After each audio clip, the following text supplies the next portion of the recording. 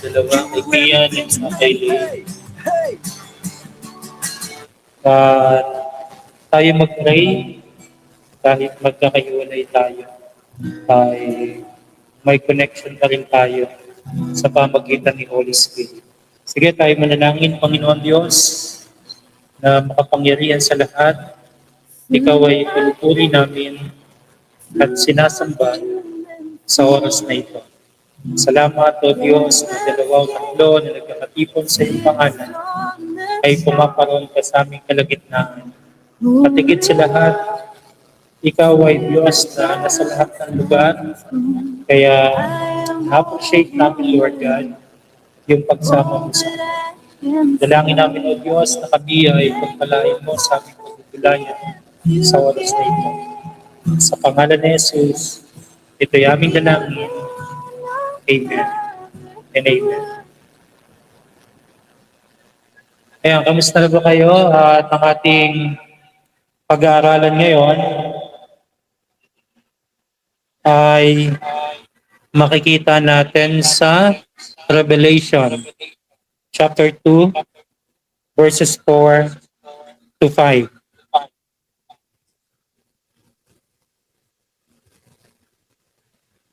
Medyo maliit no pag sa monitor sa cellphone ninyo. At sabi rito sa Revelation 2, 4, 5, ako na lang din ang magbabasa. Subalit may isang bagay na ayaw ko sa iyo. Iniwan mo na ang pag-ibig mo nung una.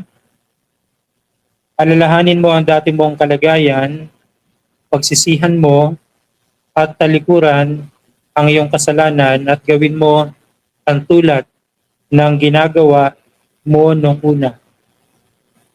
Kung hindi ka magsisisi, pupunta ako riyan at aalisin ko sa kinalalagyan nito ang iyong ilawan. So dito makikita natin, merong isang paalala sa church na ito na nakalimutan nila yung unang pag-ibig nila kay Jesus. At ini-encourage sila, sinasaway sila at pinapaalalahanan na ibalik, magsisi, ibalik yung dati nilang pag-ibig. Ang title no ng ating pag-aralan ngayon ay Balikan ang iyong first love. Tigit sa lahat yung first love natin kay Lord, kay Jesus. Ayan yung pagtutuunan natin ngayong gabi.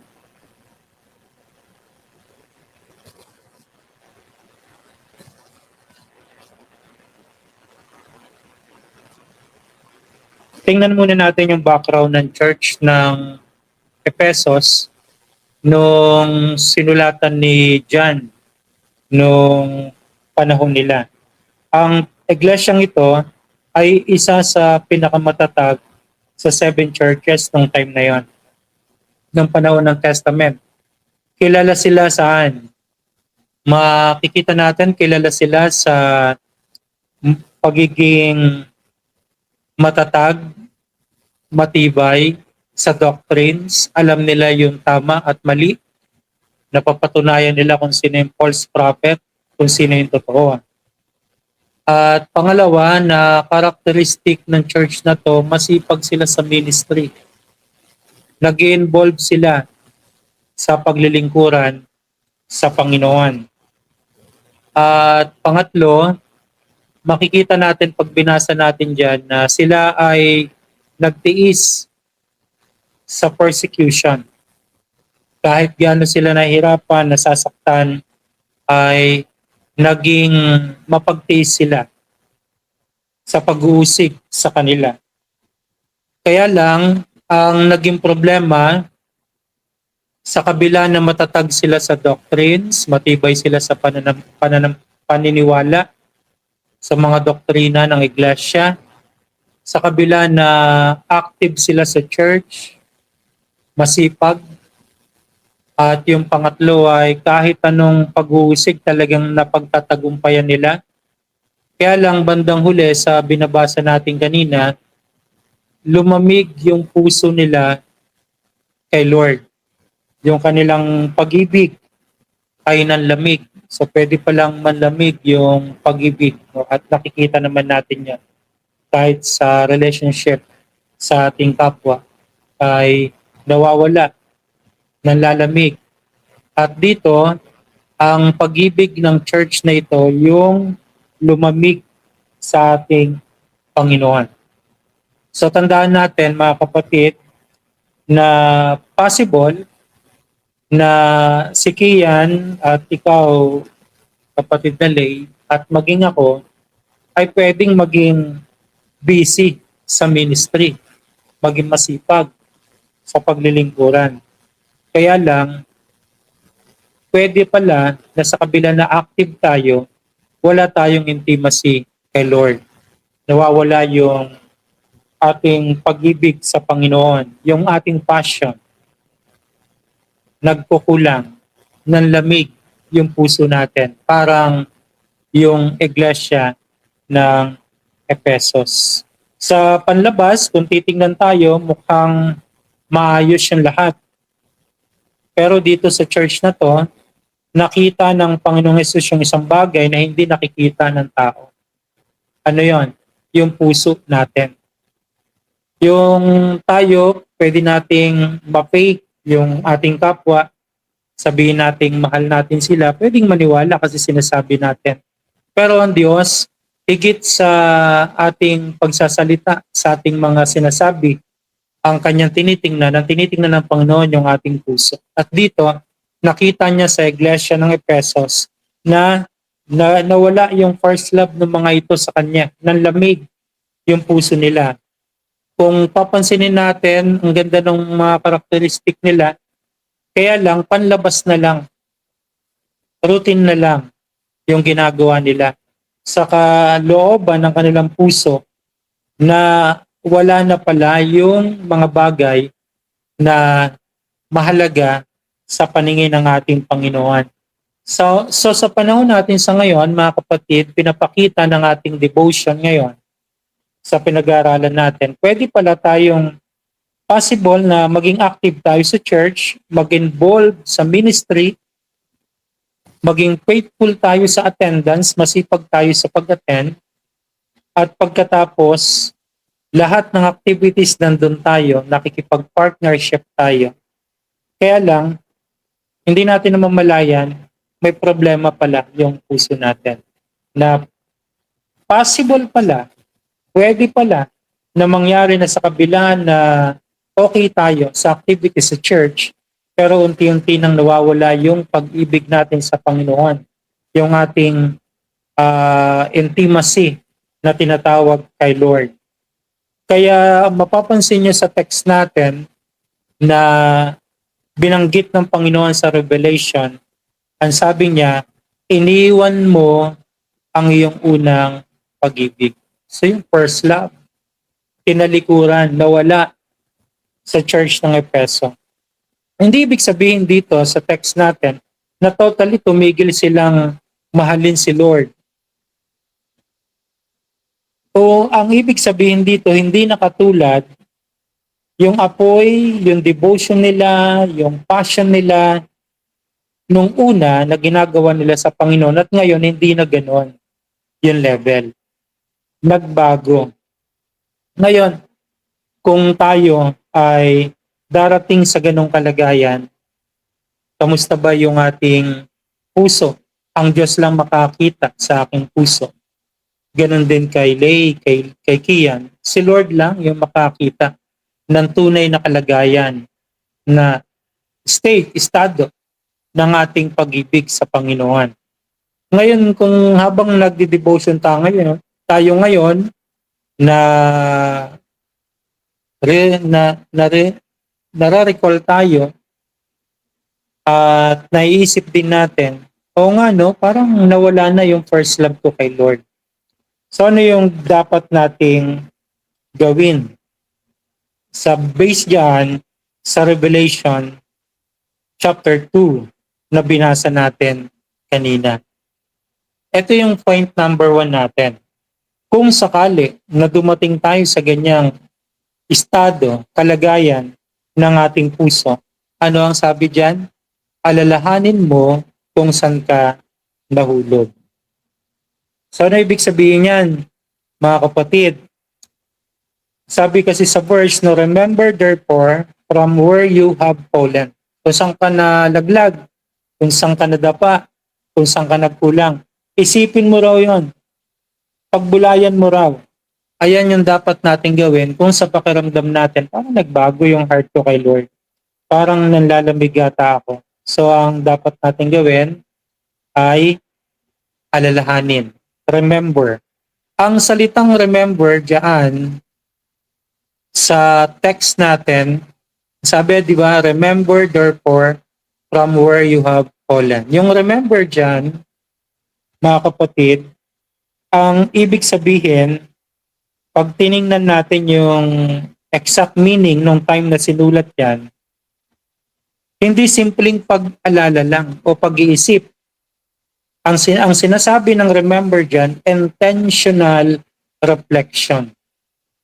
Ibig sabihin talagang sadyain mo, siyasatin mo yung puso mo, yung isip mo, yung buhay mo.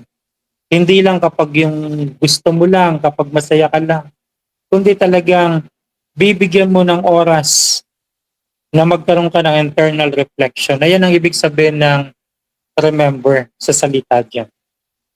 So pinaalala sa Efesos ng ating Panginoong Yesus na balikan kung paano sila dati. Kung ano yung ginagawa nila dati. Naalala nyo ba nung first time kayong na-inlove kay Jesus? Yung first time kayo na ka-encounter kay Lord, di ba? Parang siya yung pinaka-special sa atin. Lagi tayong may time sa Kanya, lagi tayong excited sa Diyos, lagi tayong gustong magkaroon ng fellowship, ng pagbabasa, ng salita ng Panginoon. Gusto natin may prayer time tayo, may quiet time tayo. So yun ang sinasabi ni Jesus sa Efesos, balikan nyo yung dati na ginagawa ninyo. Balikan nyo yung passion nyo, yung init ninyo, yung pag-ibig ninyo sa akin. Balikan nyo yung pagiging malapit nyo sa akin. Ayun ang ibig sabihin ng verse na yan. Remember therefore from where you have fallen. Dati, mainit ka sa Lord. Dati, malapit ka kay Jesus. Napaka-close mo. Dati, unti-unti talagang kahit wala kang time, kahit pagod ka, lagi ka may oras para kay Lord. So yan ang sinasabi na balikan ng dating closeness kay Lord, kung gaano tayo ka-in love dati. At gusto kong sabihin sa inyo, yung spiritual drifting o paglayo ay hindi bigla yan. Hindi bigla. Hanggang maramdaman na lang natin parang nag-iba ata yung puso ko. Ibig sabihin unti-unti. Hindi natin mapapansin. Kaya importante dyan yung salitang remember. Lagi tayong i-search yung puso natin. Sabi nga ni Aaron David, Panginoon, siyasatin mo yung aking puso. No, kasi baka hindi natin alam, unti-unti na pala tayong lumalayo ang puso natin sa Lord. Hindi natin namamalayan kasi wala na tayong quiet time sa presence ng Panginoon. Hindi na tayo nagkakaroon ng internal o intentional reflection. Pinag-iisipan natin yung maghapon, yung buong linggo ng buhay natin as Christian. Hanggang nagulat na lang tayo, super layo na pala natin. At pangatlo, yung honest evaluation leads to restoration. Kaya kapag nare-remember natin, nag-intentional tayong mag-reflect sa buhay natin, yung honest intentional reflection, ang sabi dyan ay nililid tayo nito sa restoration. Pag sinabing nililid sa restoration, binabalik tayo nito sa Diyos. Yung puso nating malamig, yung puso nating napapagod, yung puso nating parang manhid na ay muling marirevive at ma-in love sa Panginoon. Kung aalalahanin natin kung saan tayo nahulog, baka may kasalanan tayo na hindi na-confess o kaya naman meron tayong tanikala, bondage sa buhay natin O kaya naman meron tayong special na mahalaga, no, special na bagay o relationship o mahalagang gusto nating gawin sa buhay natin na nakakaagaw ng atensyon sa relasyon natin sa Panginoon. Na unti-unti na didrip na pala yung puso natin. Yung ating passion na unti-unting nawawala, yung apoy ng pag-ibig natin sa Diyos na dati naglalagablab, hindi natin alam, maandap-andap na pala. Kaya tandaan natin, no, honest evaluation leads to restoration. Kapag totoo tayo na bumabalik sa Diyos at sinasabi natin, Lord, nagkulang ako, hindi na ako kagaya dati, manunumbalik yung ating puso sa ating Panginoon. Paano ba nangyayari yung spiritual drifting na sinasabi natin? Example, nagiging busy tayo sa school, nagiging busy tayo sa trabaho, sa negosyo, nagiging busy tayo sa mga pakikipagkapwa natin, sa ating mga kaibigan, sa ating karelasyon, nagiging busy tayo sa mga goal natin. Ayan ang isang dahilan na pwedeng magkaroon ka ng spiritual drifting unti-unti. Yung puso mo, unti-unting nagkakalyo hanggang hindi na natin madinig, maramdaman yung presence ng Panginoon. O kaya naman ang reason ng drifting mo sa iyong relationship kay Lord ay distracted ka. Hindi mo alam yung kung ano yung priority mo. Hindi mo minamanage yung oras mo. Kaya wala na tayong time kay Lord na pupunta yung ibang oras natin sa ibang mga activities natin. So, kaya nadidistract tayo sa time natin o kaya sa problema sa buhay natin, sa mga pain na meron tayo. Ang isang reason pa na nakikita ko kaya nagkakaroon tayo ng spiritual drifting dahil nagiging komportable na tayo sa ginagawa natin sa Lord. Yung alam mo pag Sunday attend ka, alam mo pag umaga o gabi bago ka matulog magbabasa ka ng Bible, magde-devotion ka. Hanggang nakasanayan mo na lang ba? Komportable ka na. Parang routine na lang yung ginagawa mo. Kaya hindi mo namamalayan yung puso mo tumitigas na pala sa ating Panginoon. Hanggang dumating yung time na lumamig na yung puso natin. So ang katotohanan ay hindi nagsisimula yung restoration hanggat hindi natin inaamin sa Lord kung saan tayo lumamig. Tandaan nyo yan, no? Yung katotohanan na yan. Hindi magsisimula yung restoration sa buhay natin hanggat hindi natin inaamin kung saan tayo nagkulang, kung saan tayo bumagsak. So minsan kailangan talaga natin tanungin yung sarili natin kamusta na ba yung prior life ko? Ganun pa rin ba yung prior life ko dati? Kamusta na ba yung hunger ko sa Word of God? Nagugutom pa ba ako sa salita ng Diyos? Excited ba ako makinig ng mga preaching? Gusto ko pa ba at masaya pa ba akong umati ng Bible study? Kailangan i-check natin yung puso natin.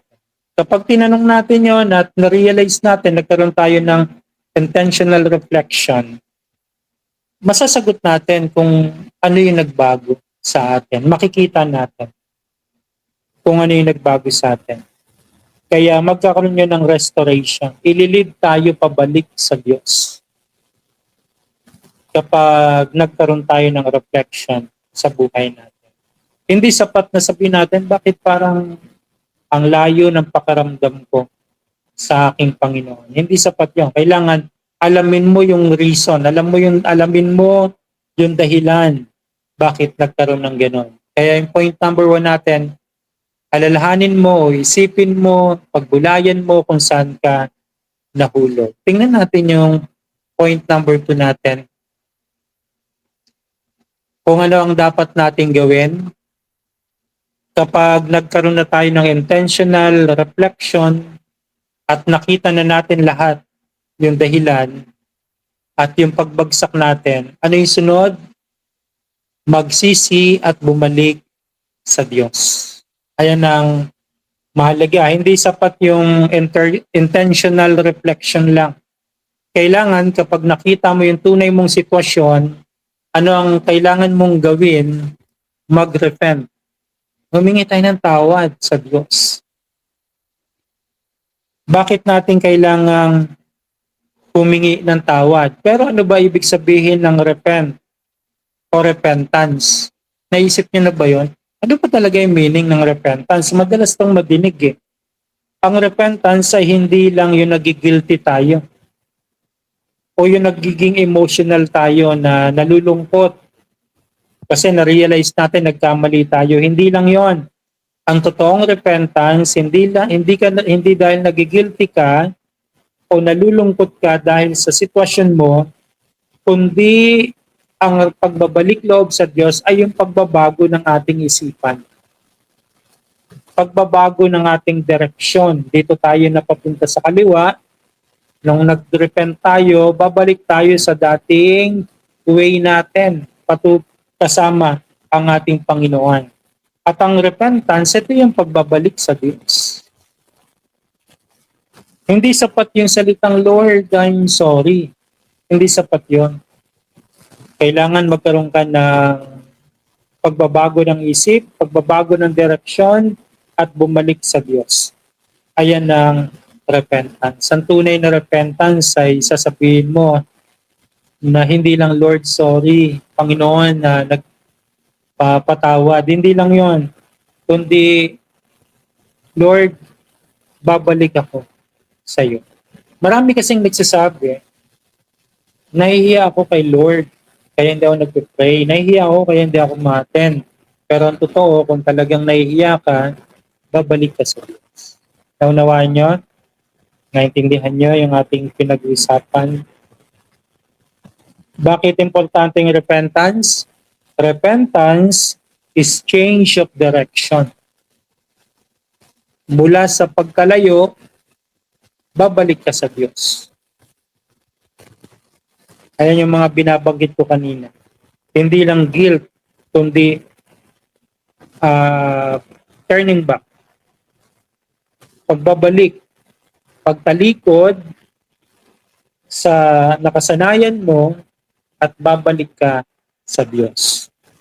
Talagang 180 degrees ang gagawin mo. Bakit natin kailangan mag-repent at bumalik sa Diyos? Kasi ang Panginoon, alam nyo, ang desire niya sa atin ay relationship. Kaya nga tayo mga born again, sinasabi natin, hindi naman religion yung born again eh. Ang born again ay relationship. Hindi siya religion lang. Isa siyang relasyon ng anak sa ama, ng alipin sa kanyang master, ng servant sa kanyang Lord. Kaya mga kapatid, saan ba tayo babalik para mag-apoy uli yung pag-ibig natin? Bumalik tayo sa prayer, sa word, sa worship, at sa obedience. Ito yung mga pinag-aaralan natin noong mga nakaraan, dinudugtong lang natin. Ang church ng Ephesus, nakakalungkot no? Magaling sa doctrines, pero kulang sila sa devotion. Magaling sila sa mga paniniwala, mga rules, mga bylaws nila, at doktrina nila, kaya lang yung puso nila wala. So, pwede pala na correct yung theology mo, tama yung doctrines mo, tama yung paniniwala mo, pero malamig yung puso. Possible palang mangyari yun. Ayaw ni Lord ng religion lang yung focus natin. Ayaw ni Jesus na nagsisimba lang tayo. Nagtataas lang tayo ng kamay, nag-offer din tayo. Hindi yun ang gusto niya. Ang gusto ng Diyos ay relasyon. Gusto niya merong ugnayan, merong malapitang relasyon. Ang tandaan natin, no, kung i-apply natin to, pag bumalik tayo sa prayer, sa word, sa worship, at sa obedience, simple lang yan. Mga basic yan eh. Pero yung mga simpleng pag-pray, pagbabasa ng salita ng Diyos, simpleng pag-worship, at pagsunod, yung mga simple na yan, malaking epekto sa buhay natin. Kasi sa pamamagitan nito, muling mag-aapoy yung ating pag-ibig sa Panginoon. Muling mag-iinit yung ating puso sa Diyos. Dahil bumalik tayo sa prayer, sa word, sa worship, at sa obedience. Sa panghuli na point natin, ito yung ginawa ko na yan, kaya lang 3 lang yung i-share ko sa inyo. Ang pangatlo na nakikita ko, gawin mong muli, di ba, bumalik ka sa Panginoon, nag-repent ka. So after ng repentance, ano yung gagawin natin? Gawin mong muli yung dating ginagawa mo. Huwag mong ikahiya yun. Do the first works. Kung gaano ka ka-excited noon, kung ano yung ginagawa mo dati, anong time yung binibigay mo kay Lord, ibalik mo yun. Ang ibig sabihin, ibalik natin yung devotion natin, yung dating pagiging, yung passion natin kay Lord. At yung mga spiritual practices natin, yung mga Christian discipline na ginagawa natin noon na bago pa lang tayo kay Lord. Huwag kang mahiya na ibalik yung mga bagay na gawin ulit. Kasi makakatulong sa iyo yun. Ang sabi ng Panginoon sa text natin, gawin niyo muli. Gawin niyo muli yung dating ginagawa ninyo.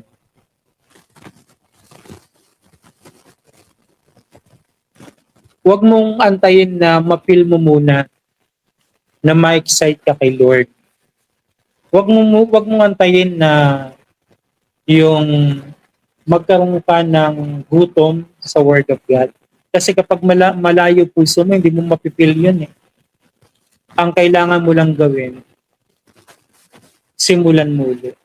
Nag-enjoy ka, nahihirapan ka, o hindi.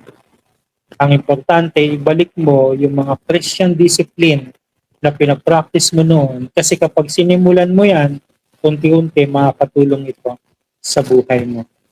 Habang nagpe-pray ka, habang nag-worship tayo, habang nagbabasa tayo ng salita ng Diyos, at lumalapit tayo sa Kanya, unti-unting umiinit uli yung puso natin sa Lord. Tandaan mo. Kaya minsan yung iba ang tagal makabalik eh, kasi inaantay nila yung excitement. Kung gaano sila ka-excited sa pagbabalik nila sa Panginoon. Pero hindi nagpe-pray. Kasi nga, hindi mo ma-enjoy yung prayer time eh. Kasi yung puso mo may problema. Kapag worship, hindi na katulad mo. Huwag mong antayin na biglang babalik yun. Ang kailangan mo lang gawin, magsimula ka ulit. Yung feeling mo na kahit nag-worship ka, yung pakiramdam mo, wala kang nararamdaman, tuloy mo lang. Huwag kang mapagod, huwag kang sumuko. Kapag ginagawa mo uli yung dati mong ginagawa, unti-unti, mapapansin mo, kapatid, tumiinit na uli yung puso mo sa Panginoon. Bakit? Ang katotohanan kasi, love for God must be nurtured daily. Kailangan talagang pinagsisikapan mo. Parang halaman yan. Para lumago, didiligan mo. Hindi mo siya kailangang malagpasan ng panahon sa pagdidilig, paglalagay ng pataba, kasi posibleng mamatay yun. Ganun yung first love natin. Kailangan alagaan natin. Pagsikapan natin. Tandaan ninyo, ang love kay Lord, hindi emotion. Kasi tayo hindi tayo nabubuhay sa pakiramdam pagdating sa relationship natin kay Lord. Kasi pwede tayong mag-deceive ng emotion natin, ng physical natin. Ang ang relasyon sa Lord inaalagaan araw-araw. Napipil mo mang mag-pray o hindi, magpe-pray ka. Kasi ayun yung time mong makipag-usap sa Diyos. Na-excite ka ba? Na-excite ka man o hindi magbasa ng Word of God, magbabasa ka pa rin. Kasi ayun ang pagkain ng kaluluwa mo. Ganun yung pag-aalaga ng relationship natin araw-araw sa ating Panginoon. So kapag ginawa natin yon, ang sa pagtatapos natin, ang message ng Panginoon, i-recall ko lang kayo, sa Ephesus ay invitation. Invitation saan? Para bumalik. Kapag naintindihan natin ito, hindi sila kinokondem ng Panginoon eh. Di ba? Oo, kasi kung mapapansin mo dyan na in-appreciate pa nga sila eh. Kaya lang, bandang dulo, sinabi ng Panginoon, may laban ako sa inyo. Iniwan niya yung unang pag-ibig ninyo. Kumbaga sa term natin sa ngayon, nasasaktan ako. Nasaktan yung puso ko kasi iniwan niyo yung first love ninyo. Pero, pansinin natin, hindi sila kinondem ng Panginoon. Kasi sabi nga, isipin ninyo kung saan kayo nahulog at gawin ninyo ulit.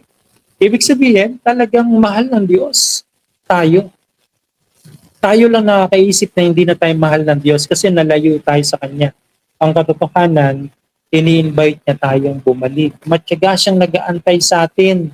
Parang ang Panginoong Yesus, siya yung tatay doon sa parables ng Panginoon sa alibughang anak. Natatandaan niyo yon? Umalis yung anak, nilusta yung kanyang kayamanan, nagpakalulong. Nung walang-wala na siya, naisip niya yung tatay niya, bumalik siya. Ano yung pinicture dun sa parables? Malayo pa lang siya. Sinalubong na siya ng tatay niya. At pinalitan yung damit niya. Pinagsuot ng sandalya. Sinuot ulit yung singsing sa kanya. Na pagkakalanlan bilang anak. Ganun yung Diyos sa'yo. Ganun yung Diyos sa akin. Totoo, nagkakamali tayo, nagkakasala tayo, nahuhulog tayo. Pero hindi tayo pinakondem ng Lord. Inaabot pa rin tayo ng kanyang pag-ibig. Sinasabi niya sa atin, isipin ninyo, magkaroon kayo ng intentional reflection, bakit kayo nagkaganyan? Bakit ka nahulog? Baka nadidistract ka? Baka naalipin ka ng kasalanan? Baka iba na yung priority mo ngayon, hindi na ako. At kapag na-realize mo na yung totoong dahilan, mag-repent tayo. Kasi ini-invite tayo manumbalik sa Panginoon. Sabi nga sa Isaiah, sabi doon, lumapit kayo sa akin at makipagkatawiranan, makipag-usap kayo. Kahit gaano naging kapula ang inyong kasalanan, papuputing ko ito gaya ng niebe.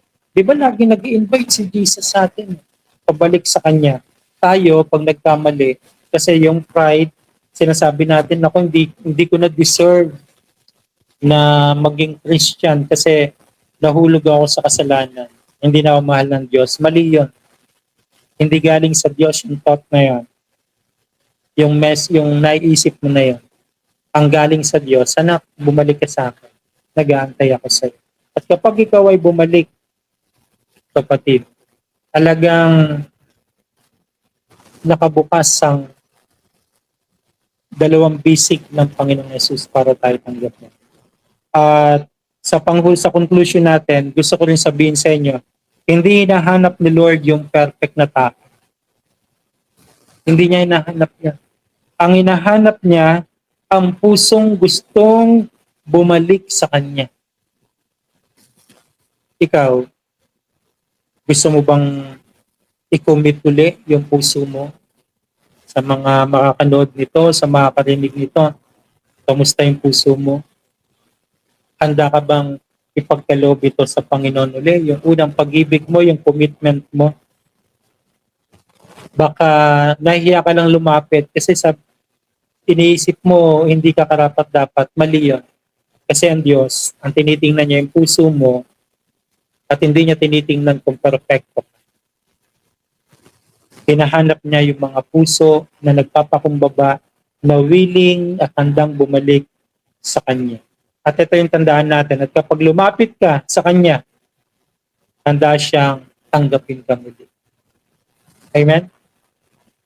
At sa ating pag-iisipan at sa ating pagbubulayan, tatandaan natin, number 1, sa point 1 hanggang 3 natin at sa pangyayari sa Efeso sa Revelation chapter 2, posibleng busy tayo sa ministry pero malayo naman tayo kay Lord.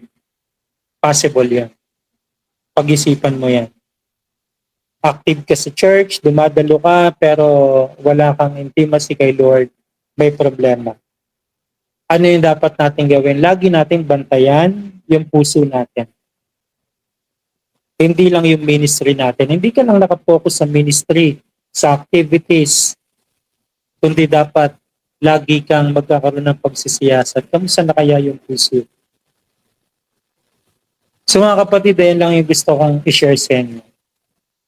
At kapag na-realize mo na nalayo tayo dahil na-distract, may problema, nahulog sa kasalanan, natutokso, bumalik lang tayo at handaan Diyos na tanggapin tayo. And magandang gabi sa inyo, Kian at Lay.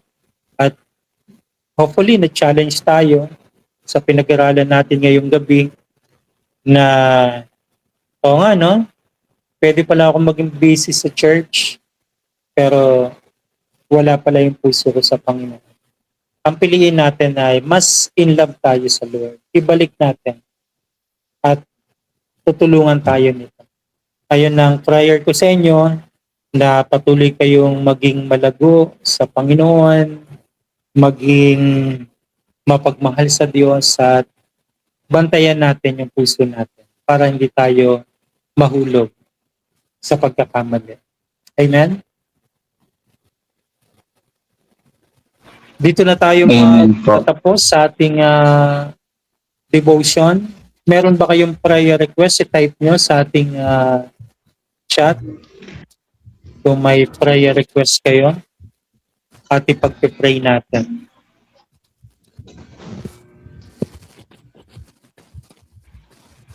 Meron ba? Good eve po. Bali, meron lang. Hindi tayo naputol yung ating audio. Medyo matagal ko na kasing natabi itong mga gamit ko sa live stream, kaya medyo kailangang linisan. Kaya ginamit ko na lang, baka masira.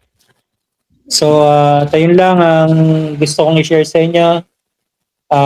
Praise God, na-appreciate ko kayong dalawa. Pag-try din natin yung dalawa na tayong tatlo, no? Si Naep, no? Tama, no? At saka si Lance, at saka si Eman. Pag-try natin. Sige, Kian, noted. At pag-pray natin yung bagay na yan. Si Lay, may prayer request ka? Bago tayo mag-closing prayer.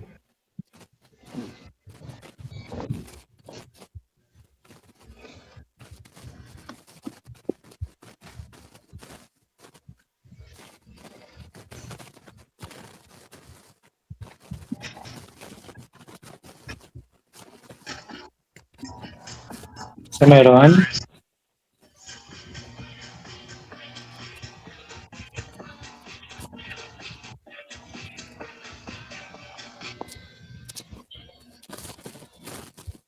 Okay, Lay. Praise God, no? Salamat, Lay. Tayo'y manalangin.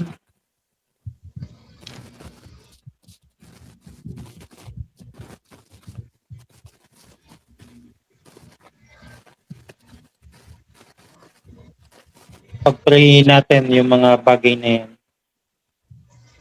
Sabi ng Panginoong Yesus sa Matthew, lumapit kayong lahat sa akin, kayong lahat na nahihirapan at nabibigatan sa inyong pasanin, at bibigyan ko kayo ng kapahingahan. Ayun niya. at maging sa Isaiah chapter 1 verse 18 na imbitasyon ng Diyos na lumapit tayo sa Kanya upang linisin tayo sa ating karumihan, sa ating kasalanan. At ngayong gabi ay samahan niyo ako sa prayer. At praise God, Panginoon Diyos, nagpapasalamat kami sa iyo sa pagkakataon na ito. Lalo na nakasama ko si Lay at si Kian sa aming devotion. At higit sa lahat, ikaw ang aming kasama. Una, dalangin namin si Lance, si Eman, si Naip na hindi namin nakasama ngayong gabi. Ano man yung mga naging activities nila, Panginoon, ano man yung kalagayan nila ngayon, ikaw o Diyos ang umabot sa kanilang mga puso at patuloy mong ipadama sa kanila yung pag-ibig mo, yung pagmamalasakit mo sa kanila, yung pag-iingat mo sa kanila, yung protection mo sa kanila. Kung may mga struggle sila sa buhay, Panginoon, may mga distraction, Panginoon Diyos, may mga nakakaagaw ng atensyon, Lord, ituon mo sila sa iyo. Tulungan mo po sila. Ganon din, Panginoon, si Kian, salamat sa kanyang abilities, Panginoon, sa kanyang sports. Purihin ka, O Diyos, sa kanyang pagbabike. Nagpapasalamat kami sa iyo sapagkat ikaw ang kanyang tagapagligtas, ikaw ang kanyang tagapag-ingat. Alam namin, Panginoon, na delikado rin, Panginoon, yung pagbibisikleta. Lalo na kapag nagpa-practice sila, pumupunta sila sa mga rides nila sa malalayo. Lord God, marami ng mga pangyayari na may mga nahagip ng truck, nasagasaan, nabangga ng mga bikers, Panginoon. Pero thank you, Lord, sapagkat si Kian ay pinoprotectionan mo at iniingatan. At salamat sa mga achievement niya sa sports na to. Patuloy mo siyang i-develop sa sports na ito. Palakasin mo po siya sa kanyang pagiging biker, Panginoon. At higit sa lahat, Lord, kung meron siyang struggle sa kanyang puso, sa kanyang personal life bilang isang young people, Lord, I pray na i-renew mo yung mind niya, Panginoon.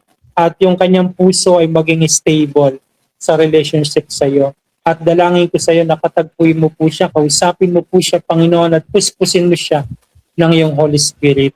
At ganoon din si Lay, Lord, alam mo yung kanyang puso. Wala kaming bagay na nalilihim. Alam mo yung mga pangarap niya, alam mo yung mga gusto niya, Panginoon. Mangyari ito sa pangalan ni Jesus ayon sa iyong kalooban.